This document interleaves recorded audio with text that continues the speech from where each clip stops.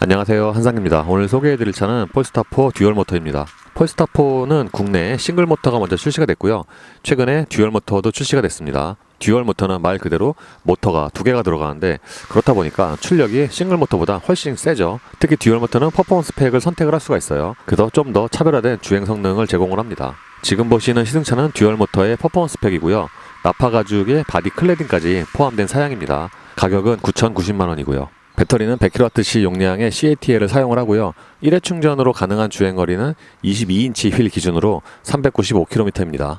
폴스타4는 크로스오버로서는 전고가 낮은 편이고요. 반면에 전폭은 넓습니다. 그렇다 보니까 앞쪽에서부터 굉장히 와이드한 그런 실루엣이 나오죠. 그래서 이것 때문에 실제보다 차가 좀 더 커 보이는 것 같아요. 외장은 전체적으로 매끈한 디자인이고요. 앞쪽 같은 경우에는 장식적인 요소가 그렇게 많지가 않아요. 특징 중에 하나는 듀얼 블레이드로 불리는 주간등인데, 그러니까 이 주간등 디자인이 폴스타4에 처음으로 적용이 됐어요.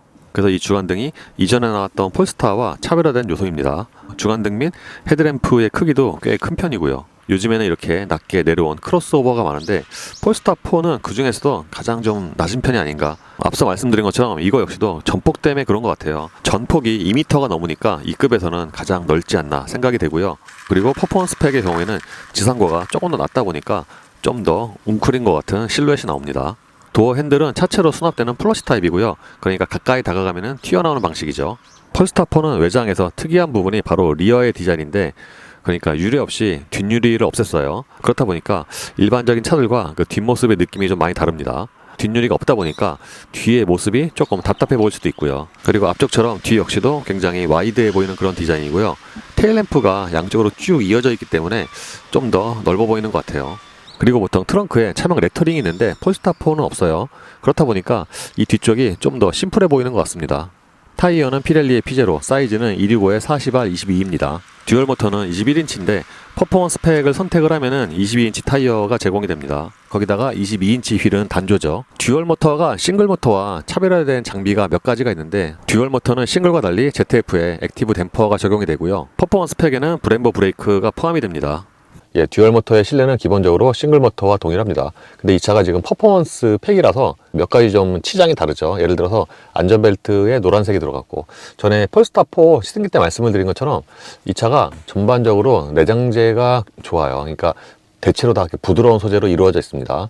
보통 친환경 차면은 재활용 소재를 많이 사용을 하잖아요. 그래서 일반적인 소재보다 재활용 소재가, 그러니까 시각적으로 좀 고급감이 떨어지는데, 이것도 요즘에 발전해서 그런지 재활용 소재를 굉장히 많이 사용을 했지만 시각적으로나 또는 만졌을 때 그 촉감 자체는 괜찮아요. 실내는 가죽과 직물이 전반적으로 골고루 쓰였는데, 예를 들어서 눈에 좀 자주 보이는 이런 대시보드라든가 또는 이 센터 플로어 같은 경우에는 좀 푹신한 가죽이 쓰였고요. 도어 트림은 약간 좀 까칠하게 느껴지는 그런 직물이 적용이 됐습니다. 모니터는 15.4인치가 적용이 됐고요. 가로형 타입입니다. 요즘에 신차들이 모니터가 점점 다들 커지고 있잖아요. 근데 그 중에서도 15.4인치면은 가장 큰 사이즈 중에 하나죠. 심지어 모니터가 해상도 또는 화질도 괜찮아요. 지금 보시는 게 홈 화면이고요. 요즘의 추세대로 물리 버튼은 이제 거의 없애고 다 이 모니터에 통합을 했습니다. 홈 화면은 이렇게 분할 화면이 나오는데, 내비게이션 같은 경우에는 T맵을 사용을 하고요. 이제 이쪽에 보시면은 예를 들어 타이어 압력이라든가 무드 조명 이런 메뉴로 이제 곧바로 접근을 할 수가 있죠.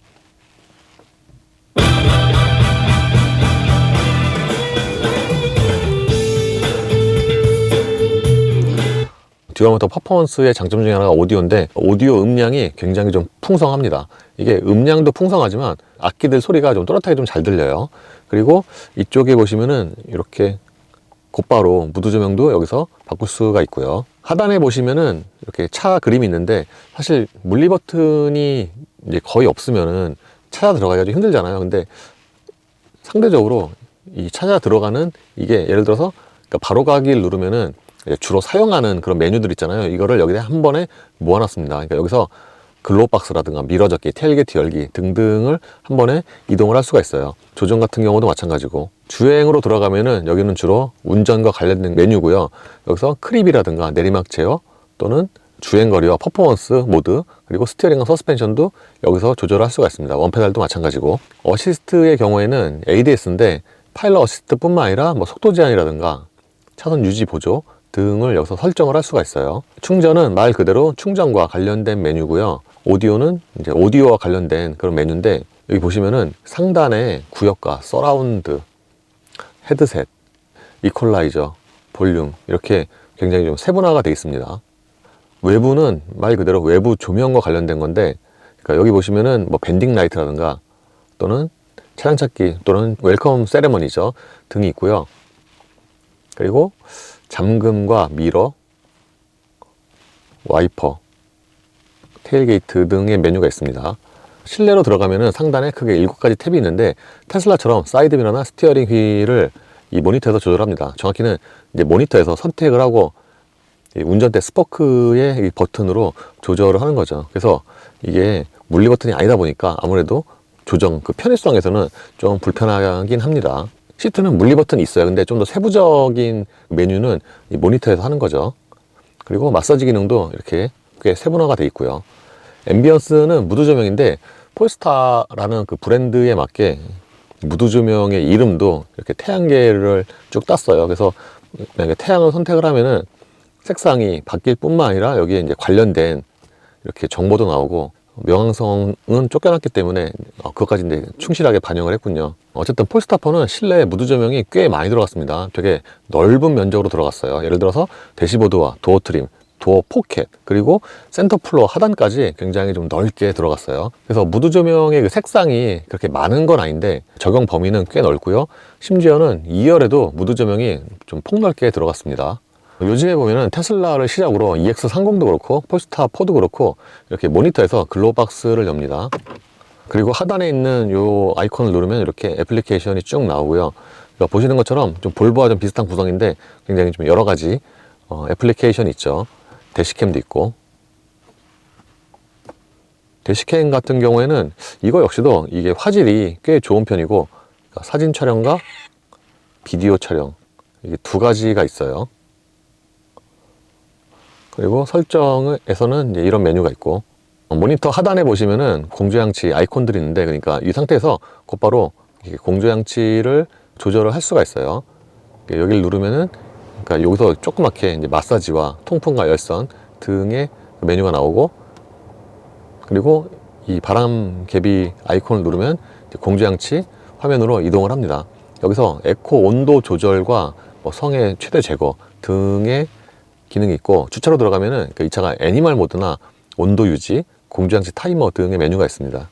요거는 테슬라랑 비슷하죠.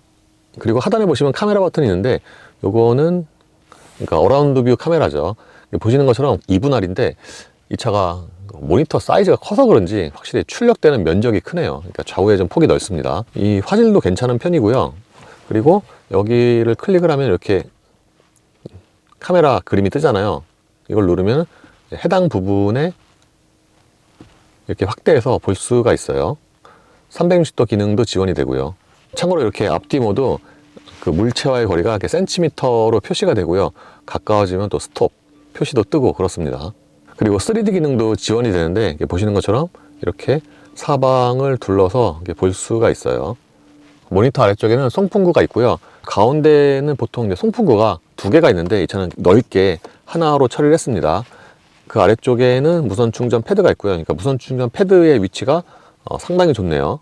이 차는 물리 버튼을 최소화했다고 말씀을 드렸는데 진짜로 딱 볼륨 다이얼 이거 하나만 있어요. 바로 뒤쪽에는 컵홀더가 2개가 있고요. 보통 그렇듯이 이 차 역시도 컵홀더 2개의 깊이가 좀 다릅니다. 키는 이렇게 생겼는데 이게 굉장히 가볍고요.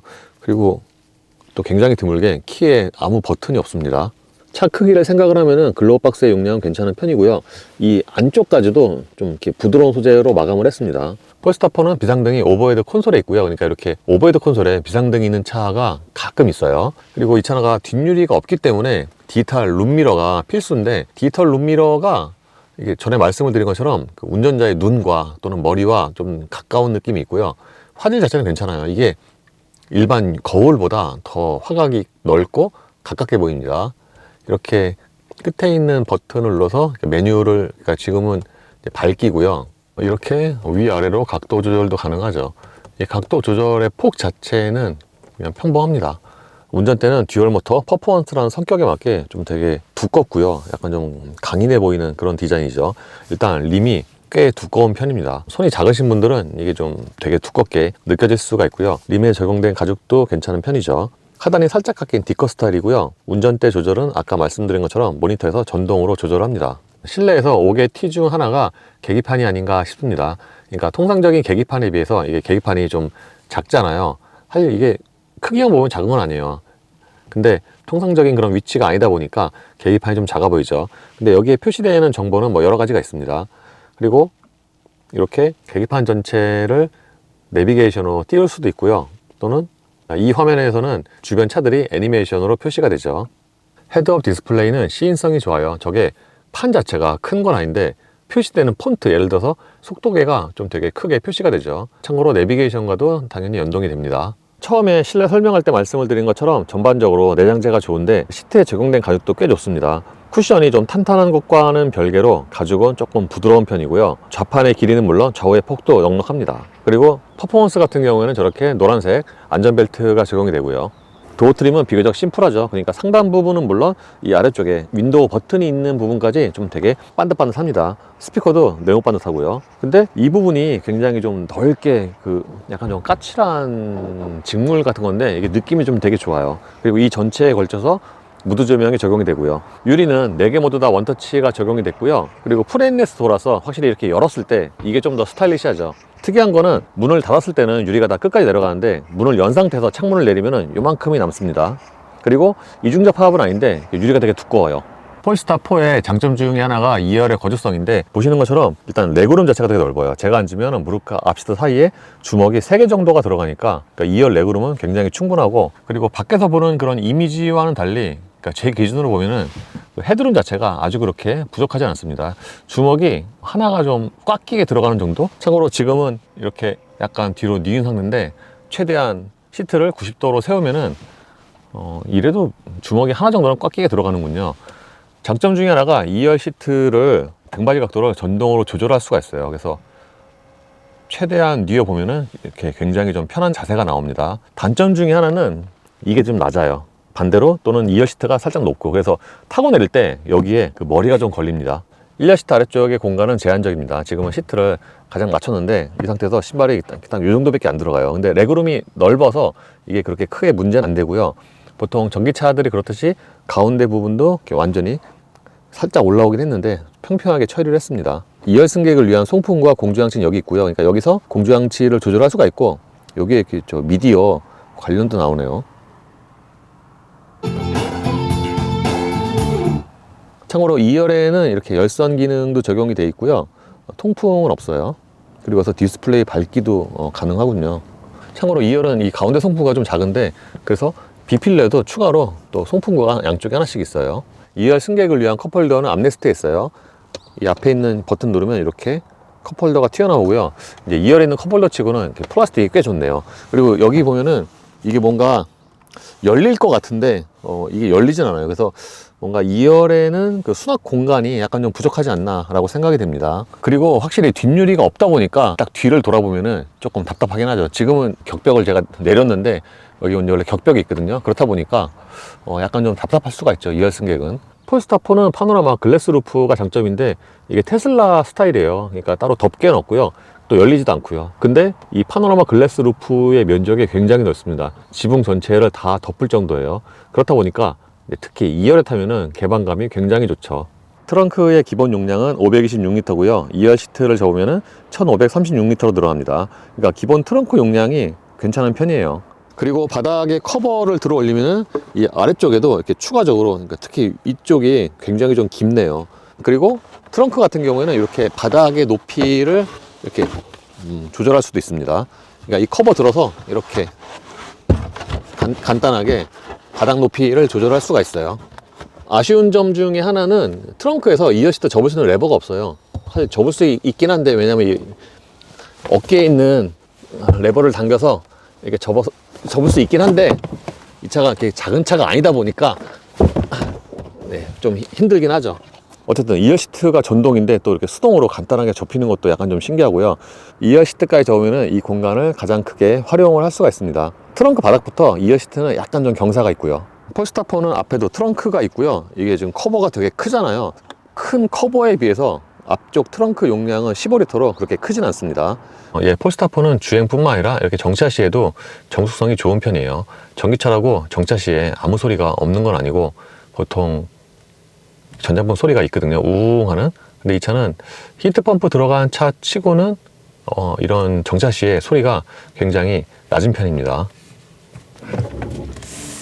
폴스타포 듀얼 모터는 앞뒤에 모터가 하나씩 달렸고요. 최고 출력은 543마력입니다. 스페인에서 시승을 했을 때 그때도 폴스타4 퍼포먼스를 시승을 했는데 그때는 퍼포먼스 팩이라는 말이 좀 무색할 정도로 차가 되게 부드럽고 소프트하고 뭔가 승차감 위주의 그런 세팅이다 라고 느꼈거든요. 근데 지금 국내에 출시된 퍼포먼스 팩 같은 경우에는 퍼포먼스라는 말이 어울리는 그런 하체 세팅이에요. 그래서 그때 탔던 차와 제목이 같잖아요. 근데 느낌은 꽤 다릅니다. 미리 말씀드리면 보편적인 승차감으로 보면은 싱글 모터보다는 이제 당연히 좋고요. 스페인에서 탔던 차보다는 좀 못하고 그렇습니다. 대신에 이 차가 좀 더 운동 성능이 뭐라 그럴까 기민하다고 해야 되나? 예를 들어서 뭐 차선을 바꿀 때라든가 또는 이제 회전할 때 그때 이 차가 좀 더 기민합니다. 일단 듀얼 모터는 ZF에 가변 댐핑이 적용이 되는데 보통 이제 가변 댐핑이 적용이 되면은 단순히 댐핑이 조절이 돼서 좋은 게 아니라 그 댐퍼 자체가 좋아서 승차감이 좋은 경우가 많거든요. 그래서 이 차가 듀얼 모터고 퍼포먼스 팩이긴 해도 싱글 모터보다는 승차감이 한결 낮고요. 이 차가 어떤 느낌이냐면은 이렇게 좀 요철 넘어가고 그럴 때 보면은 마치 서스펜션과 차체가 한 덩어리로 움직이는 것 같은, 그렇다고 아주 하체가 단단까지는 아니고요. 약간 좀 탱탱함이 조금 가미된 그런 좀 단단함이라고 해야 될까? 그렇습니다. 보통 듀얼 모터 또는 고출력 전기차 하면은 밟는 대로 차가 미친 듯이 나간다 뭐 이렇게 이런 인식이 있는데 실제로는 테슬라 제외하면 요즘에는 다 초반에는 비교적 아주 가볍게 밟을 때는 부드럽게 세팅을 하는데 이 차 역시도 그래요. 그래서 뭐 출력 자체는 높지만 실제로 빠르기도 하고, 근데 일반적으로 운전하기에는 오히려 싱글 모터보다 이 차가 승차감이 좋다 보니까 좀 더 낫다고 생각이 되고, 그리고 전방의 시야라든가 좌우의 시야도 괜찮은 편입니다. 이 차가 밖에서 보기에는 좀 낮은데 막상 이 대시보다가 좀 낮아서 그런 것 같아요. 전방의 시야가 좀 잘 보이고 사이드미러가 조금 작잖아요. 그럼에도 불구하고 사각지대에는 최소화가 되어 있습니다. 다만 후방시야 같은 경우는 전적으로 이 룸미러에 이제 의지를 해야 되는데, 앞서 말씀드린 것처럼 이게 운전자의 머리와 조금 가깝다 보니까 좀 노안이신 분들은 보통 이제 순간적으로 탁 보잖아요. 이럴 때 순간적으로 이제 초점이 안 맞는 경우가 있어서 이건 좀 단점이라고 할 수가 있죠. 이 차가 전장이 아주 그렇게 긴 차는 아닌데 전폭이 넓잖아요. 그렇다 보니까 뭔가 회전 반경이 되게 클 것 같은데 실제로 그렇진 않아요. 제가 여기 체크하는 거에서 여기를 이렇게 한 번에 돌아 나가긴 합니다. 물론 전폭이 넓어서, 그러니까 기본이 2m가 넘잖아요. 부담이 되는 면이 있긴 하죠. 예를 들어서 주행차 할 때뿐만 아니라 일반적으로 이제 골목에서 좌회전 우회전 할 때 있잖아요. 그때도 확실히 이게 차가 넓구나, 그래서 약간 좀 더 신경이 쓰이네 라는 면은 있어요. 전기차는 드라이브 모드 뿐만 아니라 뭐 회생 제동이라든가 그런 거에 따라서 주행 질감, 승차감이 많이 차이가 나는데 지금은 그러니까 이 차에서 가장 좀 순한 맛으로 세팅을 했어요. 스티어링은 가볍게 했고, 그리고 드라이브 모드는 주행거리, 그러니까 에코 모드에 해당이 되고요. 서스펜션도 표준이면 이제 가장 부드러운 세팅이고 원페달 드라이브도 껐습니다. 그래서 가장 지금 순한 세팅인데, 그러니까 이 상태가 뭐라 그럴까, 이 차 이제 보편적으로 타고 다니는 그런 승차감으로서는 가장 좋지 않나 싶어요. 원페달 드라이브는 그러니까 회생제동이죠. 이거는 끄기와 낮음, 표준 이렇게 세 가지가 있는데 이제 표준으로 갈수록 회생제동이 강해지죠. 통상적인 이제 승차감, 운전 편의성 이런 걸로 보면은 끄기가 낮고요. 표준으로 하면은 회생제동이 강하게 걸리는데 이게 초반에는 좀 강하게 걸리고 마지막에는 약간 좀 점진적으로 부드럽게 감속이 되고 그래요. 근데 이제 통상적으로는 이제 끄기로 하는 게, 특히 간선도로 같은 데서는 타력주행으로 다니는 게 좀 더 연비가 좋을 것 같아요. 스페인에서 탔던 차와 좀 다르다고 했잖아요. 그때는 다 좋은데 스티어링이 가장 단단하게 제외하면은 너무 가운데 부분이 놀아서 이제 그게 단점이다 라고 말씀을 드렸는데, 국내에 출시된 차는 그 정도까지는 또 아니에요. 그래서 가볍게로 하면은 일단 저속이라든가 시내에서는 이제 무게가 가벼워지기 때문에 이게 운전 편의성이 좋고, 반면에 속도가 높아지고 좀 올라가면은 중심 부분이 조금 헐거워서 직진성이 약간 좀 떨어지네 라는 생각이 들 수가 있죠. 근데 표준 또는 단단하게로 하면은, 그러니까 제 취향으로는 이 스티어링은 단단하게로 하는 게 가장 뭔가 느낌이 좋지 않나. 물론 이제 무거워지는 단점은 있습니다. 저속에서 주행차 할 때 보면은 이게 되게 무거워지거든요, 단단하게가. 그런 단점은 있는데, 일반적으로 이렇게 주행을 할 때는 단단하게가 가장 느낌이 좋은 것 같아요. 이 차가 전반적으로 방음이 좋다고 말씀을 드렸는데, 22인치 피제로 타이어 끼고 90에서 콘크리트 놈에서 이 정도면은 하부 방음이 꽤 잘 되지 않았나. 그러니까 타이어 소리가 비교적 좀 잔잔하게 들어옵니다. 근데 예전에 탔던 차들과는 달리 이 차는 필러 쪽에서 한 90 정도만 돼도 이렇게 바람 소리가 들려요. 이거는 이제 이 차만 그럴 수도 있고요. 어쨌든 기본적으로 출력이 높다 보니까 주행거리를 드라이브 모드로 선택을 해도 동력 성능은 충분합니다. 그러니까 많이 안 밟아도 속도가 비교적 잘 붙는 그런 스타일이고요. 반면에 이제 퍼포먼스를 선택을 하면은 이게 이제 소위 말해서 앞뒤의 모터를 전부 다 쓰는 건데, 그때는 이제 조금만 밟아도 차가 이렇게 훅 하고 나가죠. 이게 대략 속도가 90 정도에서도 롤링이잖아요. 그때도 킥다운을 하면은 이렇게 뒤에서 시트가 탁 하고 치는 것처럼 순간적으로 추진력이 붙습니다. 그리고 서스펜션의 경우에는 표준과 민첩하게 단단하게 했는데, 처음에 말씀을 드린 것처럼 표준으로 해도 기본적으로는 조금 단단한 편이에요. 근데 이제 민첩하게와 단단하게로 바꾸면은 이제 댐핑이 조금 더 단단해지죠. 이게 좋은 노면에서는 그렇게 잘 티가 안 나는데, 좀 안 좋은 노면 가면은 확실히 단단하게가 댐핑이 좀 더 단단해지고 또는 상하 바운싱이 줄어드는구나 라고 생각이 돼요. 그래서 이렇게 댐핑을 단단하게 하면은 하체의 그런 그 요철 있잖아요. 이런 게 조금 더 잘 느껴지고요.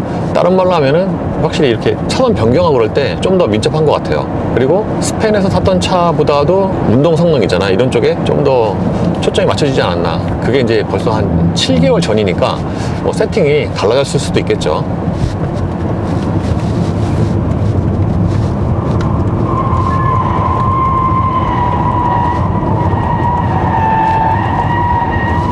보통 이 내리막에서는 세 자리 숫자가 잘 안 나오는데, 이 차는 거의 세 자리 숫자가 나오고요. 그리고 어쨌든 이 차가 크로스오버에 해당이 되잖아요. 세단보단 높단 말이에요. 근데 막상 코너에 들어가면은 차가 높네 라는 생각은 또 별로 안 들고, 또 방금은 단단하게로 돌았는데 이럴 때는 차가 기울어지는 게 굉장히 적습니다. 그리고 확실히 타이어가 그립이 좋은 게, 이제 방금처럼 돌아도 그 타이어 소리가 또 거의 안 나잖아요. 그러니까 이거보다 코너 돌 때 속도가 좀 더 여유가 있는 것 같아요, 그립에서.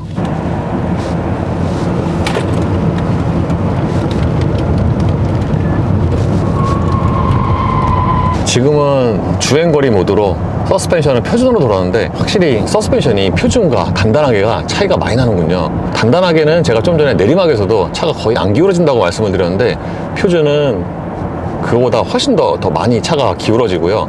다른 말로 하면은 그 댐핑의 그 폭이 되게 큰 것 같아요, 변화 폭이.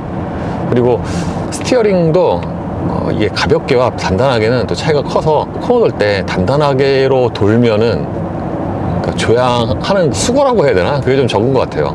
가속력은 듀얼 모터 또는 출력의 수치에 맞게 빠릅니다. 이 차 최고 출력이 543마력이고 제로백이 3.8초잖아요. 사실 제로백 자체가 뭐 되게 빠른 건 아닌데, 요즘에 이제 3초대가 워낙 많아서 그냥 평이하죠.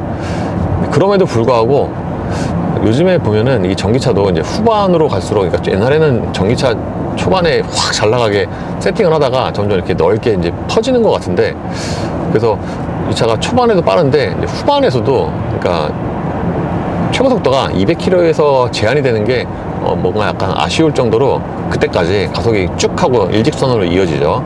제 동영상 기준으로 보면은 정지에서 200km까지의 가속 시간이 약 14초니까 보통 굉장히 고출력 내연기관 차들 있잖아요. 그 차들과 대략 비슷한 그런 가속력입니다. 이 차는 1열과 2열의 승차감이 거의 비슷해요. 스페인에서 탔을 때도 2열 승차감이 1열과 거의 비슷했는데, 국내 출시 차량도 마찬가지네요. 다만 그 댐핑의 차이는 있죠. 어쨌든 1열이 이렇게 서스펜션 표준 모드일 때 적당히 좀 단단하면서 좀 탱탱한 그런 감각인데, 그러니까 상하의 그 바운싱이 좀 두껍게 일어나기는 하지만 첫 충격 자체는 좀 잘 잡거든요. 2열 역시도 마찬가지입니다. 그리고 2열의 방음도 괜찮고요. 보통 2열 시트가 뒤에 휠하우스와 가깝잖아요. 그렇다 보니까 이제 그쪽에서 올라오는 방음을 잘 안 하면 노면 소음이 잘 들리는데, 이 차는 그쪽에서 올라오는 소음도 그렇게 큰 편 아닙니다. 방음 자체는 1열보다는 조금 못한 것 같아요. 듀얼 모터는 드라이브 모드를 퍼포먼스로 바뀌면은 성격이 확 바뀌는데, 이게 이제 소위 말해서 스포츠 모드보다는 이제 갖고 있는 힘을 다 쓰는 이제 그런 개념이라서, 이제 아까 말씀을 드린 것처럼 이렇게 속도가 어느 정도 있는 상태에서도 킥다운을 하면은 뒤에 시트가 몸을 이렇게 쫙 밀어주는 것 같은 그런 추진력이 나오고요. 그리고 방음이 좋다고 말씀을 드린 게, 이제 듀얼 모터 상황에서 킥다운 하면은 이제 모터가 다 돌잖아요. 그때도 그 모터의 그 작동 소음, 이게 그렇게 큰 편이 아닙니다. 그리고 이 차는 방향지시 등의 소리도 작아요. 일반적인 차들 대비해서 이 볼륨이 좀 작아서, 근데 이것도 스페인보다는 좀 약간 커진 것 같은데, 어쨌든 작은 편이어서 막 무심코 달리면은 켜진지 모를 수도 있고요. 그리고 또 같은 이제 지시등이긴 한데 비상등이 소리가 조금 더 큽니다.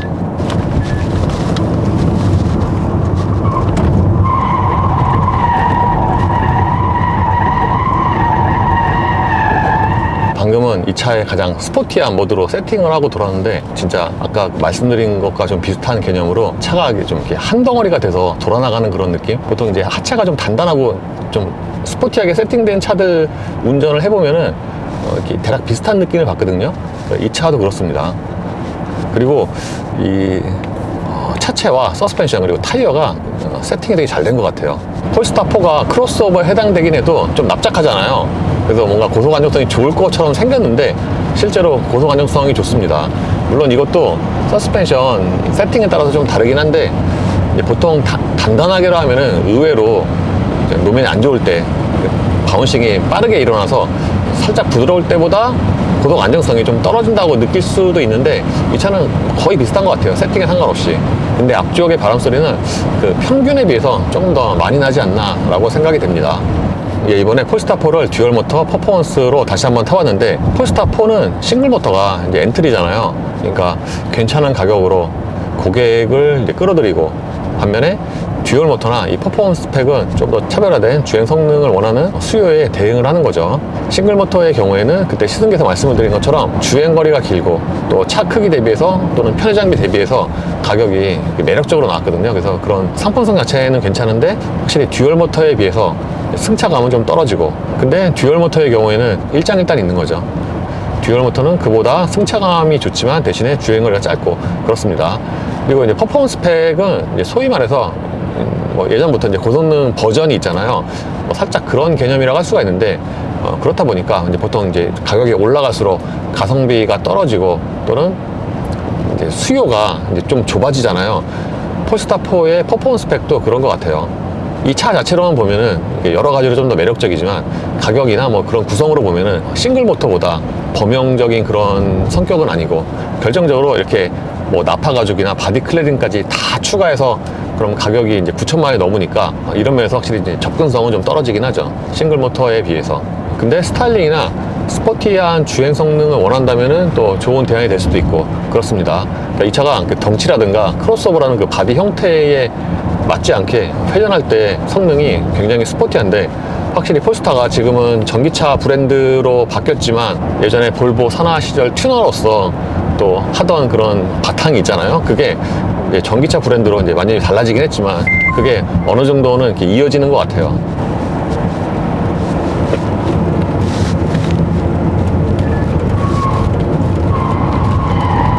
지금도 가장 스포티한 세팅으로 오르막을 돌았는데, 이 정도 사이즈의 전기 SUV 중에서 방금 오르막이랑 내리막 할 거 없이 세 자리 숫자가 나오는 차가 좀 드물거든요.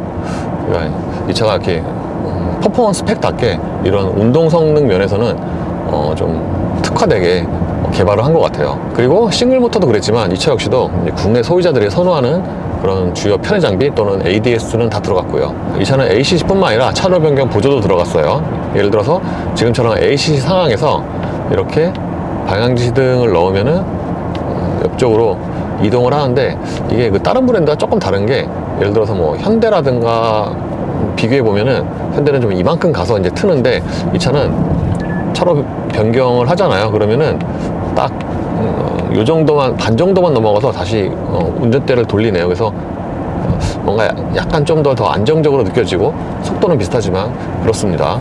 그리고 차로 중앙 유지 성능도 괜찮은 편인데, 특히 바로 어제 시승했던 아토3와 비교하면은 이 차 차로 중앙 유지가 더 좋게 느껴지네요. 왜냐하면은 똑같은 길에서 아토3는 이제 한쪽 차선이 흐려진 곳이 있는데, 거기서 이게 못 잡고 이탈을 하거든요. 근데 이 차는 거기서 그냥 딱 그대로 잡고 돌아 나가더라고요. 예, 이로써 폴스타 4 듀얼 모터 퍼포먼스의 시승을 마치겠습니다. 감사합니다.